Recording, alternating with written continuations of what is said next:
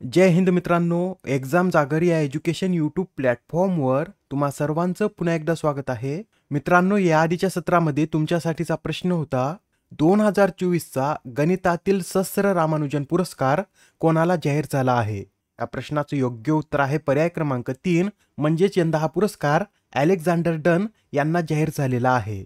मित्रांनो, हा जो पुरस्कार आहे हा 32 वर्षापर्यंतच्याच गणित तज्ज्ञांना देण्यात येतो आणि या पुरस्काराची स्थापना 2005 मध्ये तामिळनाडूमधील सहस्त्र विद्यापीठाने केली आहे. या पुरस्कारात पारितोषिक म्हणून $10,000 देण्यात येतात. आजच्या सत्राचा पहिला प्रश्न पहा. केंद्र सरकारने राज्यातील 9वी ते 12वीच्या विद्यार्थ्यांसाठी अपार आयडी अनिवार्य करण्याचे निर्देश दिले, तर या अपार आयडी मध्ये किती अंक क्रमांक देण्यात येतो. हा जो अपार आयडी आहे यामध्ये 12 अंकी क्रमांक विद्यार्थ्यांना देण्यात येतो. हे जे अपार आहे याचं फुल फॉर्म सुद्धा नोट करून घ्या. अपार म्हणजे automated permanent academic account registry असं याचं पूर्ण स्वरूप आहे. या अपारविषयी अधिक सांगायचं झालं तर राष्ट्रीय शैक्षणिक धोरणाच्या प्रभावी अंमलबजावणीसाठी केंद्रीय शिक्षण मंत्रालयाने वन नेशन वन स्टुडंट आयडीच्या धर्तीवर शालेय विद्यार्थ्यांसाठी हा अपार आयडी काढण्याचा निर्णय घेतला आहे. या आयडी मध्ये विद्यार्थ्यांची सर्व माहिती ही डिजिटल स्वरूपात साठवण्यात येणार आहे. हे अपार कधी लॉन्च करण्यात आलं होतं तर शालेय शिक्षण विभागाने 7 फेब्रुवारी 2024 रोजी हे अपार लॉन्च केलेला आहे. प्रश्न क्रमांक दुसरा. भारतीय कला महोत्सवाच्या पहिल्या आवृत्तीचं आयोजन कोणत्या राज्यात करण्यात येत आहे.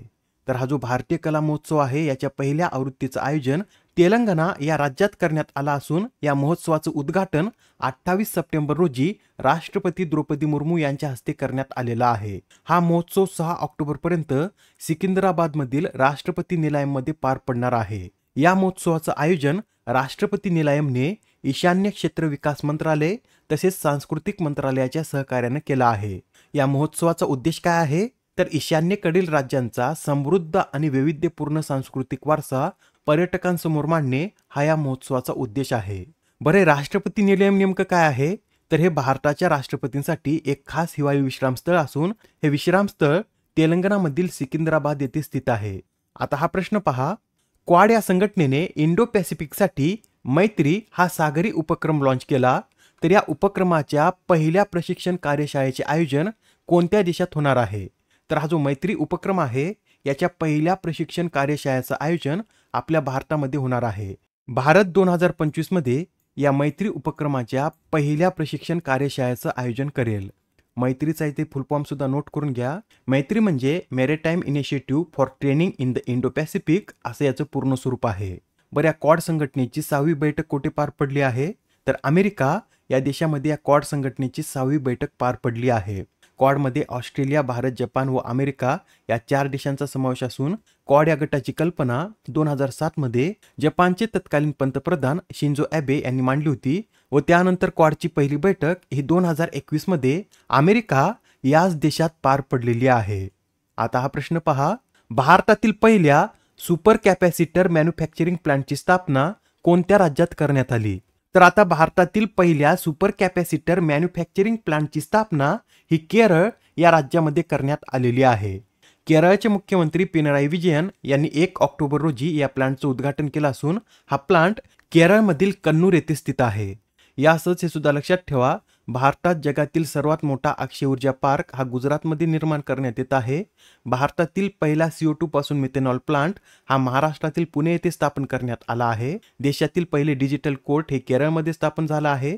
भारतातील पहिले इंडोर जलतरण केंद्र ओडिशा, तर देशातील पहिला भूमिगत कोळसा गॅसिफिकेशन प्रकल्प हा झारखंडमध्ये सुरू करण्यात आला आहे. प्रश्न क्रमांक 5. अलीकडेच पंतप्रधान नरेंद्र मोदी यांनी नवी दिल्लीतील जमैका उच्चायुक्तालयासमोरील रस्त्याला काय नाव दिले आहे. या प्रश्नाचं उत्तर आहे पर्याय क्रमांक 4, म्हणजे जमैका उच्चायुक्तालयासमोरील रस्त्याला आता जमैका मार्ग असं नाव देण्यात आलेलं आहे. महत्वाचा प्रश्न आहे, नोट करून घ्या. जमैका उच्चायुक्तालयासमोरील रस्ता आता जमैका मार्ग या नावाने ओळखला जाईल. मित्रांनो, नुकतेच आता जमैकाचे पंतप्रधान अँड्रू हॉलनेस हे भारताच्या 4 दिवसीय दौऱ्यावर आले होते. या भेटीदरम्यानच पंतप्रधान मोदी यांनी ही घोषणा केली आहे. मित्रांनो, जमैकाच्या पंतप्रधानाची ही पहिलीच भारतीय भेट आहे. मॅपमध्ये पहा, जमैका हा देश येथे स्थित असून जमैकाची राजधानी किंगस्टन, तर चलन हे जमैकन डॉलर आहे. प्रश्न क्रमांक 6. सॅप अंडर 17 पुरुष चॅम्पियनशिप स्पर्धेचं विजेतेपद कोणी पटकावलं? तर या सॅप अंडर 17 पुरुष चॅम्पियनशिप स्पर्धेचं विजेतेपद हे आपल्या भारतानं पटकावलं असून भारताने अंतिम सामन्यात बांगलादेशला 2-0 असा हरवलेला आहे. ही स्पर्धा भारताने कितव्यांदा जिंकली? तर ही स्पर्धा भारताने 4थ्यांदा जिंकली आहे. याआधी स्पर्धा भारताने 2019, 2022 व 2023 मध्ये सुद्धा जिंकली होती. यावेळेस या स्पर्धेचं आयोजन कुठे करण्यात आलं? तर 22 ते 30 सप्टेंबर दरम्यान या स्पर्धेचं आयोजन भूतान या देशामध्ये करण्यात आलं होतं. या चॅम्पियनशिपमध्ये सर्वोत्कृष्ट खेळाडू या पुरस्काराने भारताच्या मोहम्मद आरबश यांना सन्मानित करण्यात आलं. तर सर्वोत्कृष्ट गोलरक्षकाचा पुरस्कार हा भारताच्याच आयबाम सूरज सिंग यांना मिळालेला आहे. नेक्स्ट क्वेश्चन पहा. भारताने अलीकडेच लॉन्च केलेल्या जगातील पहिल्या सरकारी अनुदानित मल्टी मॉडेल लार्ज लँग्वेज मॉडेलचं नाव काय आहे? तर आता भारताने जगातील पहिली सरकारी अनुदानित मल्टी मॉडेल लार्ज लँग्वेज मॉडेलचं अनावरण केलं आहे व या मॉडेलचं नाव भारत जेन असं आहे. काय आहे? तर भारत जेन असं या मॉडेलचं नाव आहे. व हे जे भारत जेन आहे याचं उद्घाटन केंद्रीय मंत्री डॉक्टर जितेंद्र सिंह यांच्या हस्ते करण्यात आला असून हा उपक्रम विज्ञान आणि तंत्रज्ञान मंत्रालयाने सुरू केला आहे. या उपक्रमाचं लक्ष्य काय असेल? तर विविध भारतीय भाषांमध्ये उच्च गुणवत्तेचा मजकूर आणि मल्टी मॉडेल सामग्री तयार करू शकणाऱ्या जनरेटिव्ह AI सिस्टीमची निर्मिती करणे हे या भारत जेनचं लक्ष्य आहे. बरं, या भारत जेनच्या अंमलबजावणीचं कार्य कोण करेल?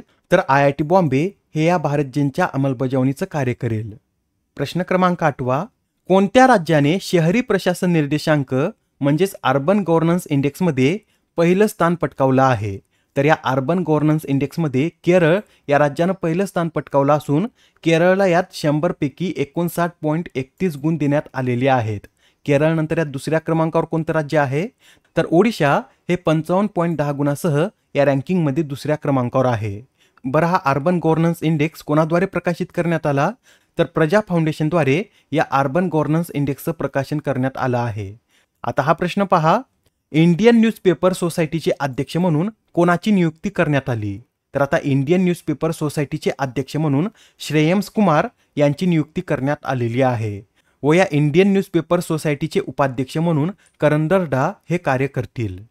बरं, या इंडियन न्यूजपेपरची निर्मिती कधी करण्यात आली होती? तर 27 फेब्रुवारी 1939 रोजी या इंडियन न्यूजपेपर सोसायटीची निर्मिती करण्यात आली होती. आजच्या सत्रामधील शेवटचा प्रश्न पहा. आंतरराष्ट्रीय क्रिकेटमध्ये सर्वात जलद 27,000 धावा पूर्ण करण्याचा विक्रम कोणी केला आहे? तर आता आंतरराष्ट्रीय क्रिकेटमध्ये सर्वात जलद 27,000 धावा पूर्ण करण्याचा विक्रम हा विराट कोहली यांनी केला आहे. विराट कोहली यांनी या 27,000 धावा 594 सामन्यात पूर्ण केल्या आहेत. सचिन तेंडुलकर यांनी ही कामगिरी 623 डावांमध्ये केली होती. आता विराट कोहली यांनी सचिन तेंडुलकर यांना मागे टाकून हा विक्रम आपल्या नावावर केलेला आहे. आजच्या सत्रामधील तुमच्यासाठीचा प्रश्न पहा. BCCIने कोणत्या शहरात अधिकृतपणे नवीन राष्ट्रीय क्रिकेट अकादमीचे अनावरण केले? आता या प्रश्नाचं उत्तर कमेंटमध्ये देण्याचा प्रयत्न करा. उत्तर चुकलं तरी काही हरकत नाही, कारण ज्यावेळेस तुम्हाला या प्रश्नाचं योग्य उत्तर माहित होतं त्यावेळेस हा प्रश्न तुमच्या दीर्घकाळापर्यंत लक्षात राहतो. तर आता पुढच्या सत्रामध्ये पुन्हा भेटूया. धन्यवाद.